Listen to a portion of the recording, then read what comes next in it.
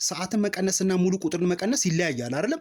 ለምሳሌ አንድ ተማሪ ከቤቱ 1 ሰዓት ቢነሳና 2 ሰዓት ትምህርት ቤት ቢደርስ ምን ያህል ሰዓት ፈጀበት? 2 ሲቀነስ 1 ስንት ነው? 1 ነው አይደለም? 1 ሰዓት ፈጀበት ማለት ነው።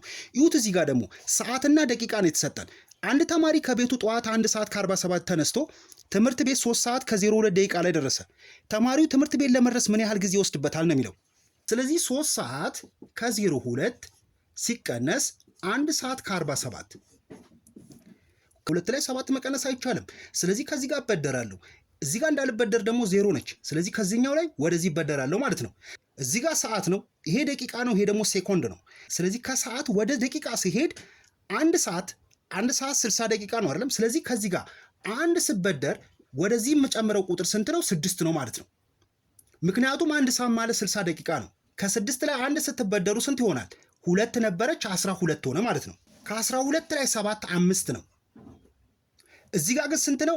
5 ነው። 1 ወደዚህ ሳበደር ስንት ይቀራል? 5 ይቀራል። ስለዚህ ከ5 ላይ 4 1 ነው። 3 ለ0 1 ስላበደረች 2 ትቀራለች። ከ2 ላይ 1 ነው ማለት ነው። ስለዚህ 1 ሰዓት ከ15 ደቂቃ ነው የፈጀበት ማለት ነው።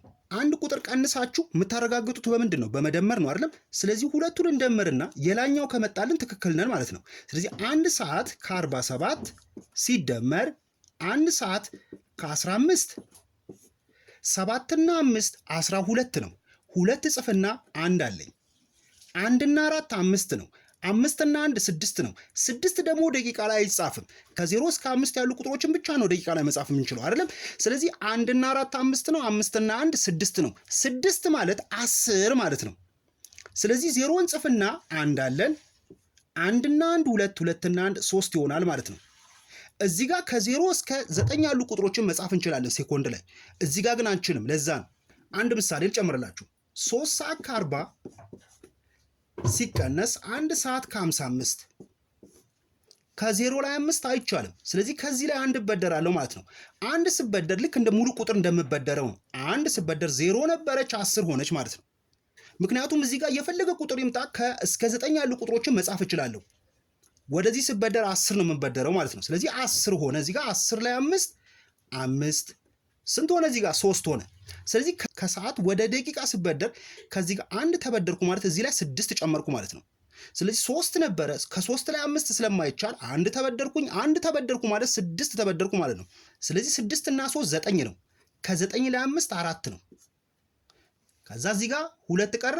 ከ2 ላይ 1 ሰዓት ከ45 ይሄንንም ብናረጋግጠው 1 ከ55 1 ሰዓት ከ45 ሁለቱን እንደምራቸው 5 እና 5 10 ነው። 0 ጽፈን 1 አለን።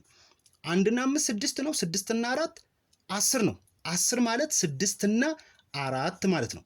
6 ደግሞ ደቂቃ ላይ እንደ 10 ነው። ስለዚህ 14 ነው ማለት ነው። 4ን ጽፍና 1 አለን። 1 እና 1 2 2 እና 1 3 ሰዓት ከ40 ይሆናል ማለት ነው። ትክክል ነን። የዚህ ጥያቄ መልሳችን 1 ሰዓት ከ15 ደቂቃ ነው። ሐመር ውሃ መልስ ነው የዚህ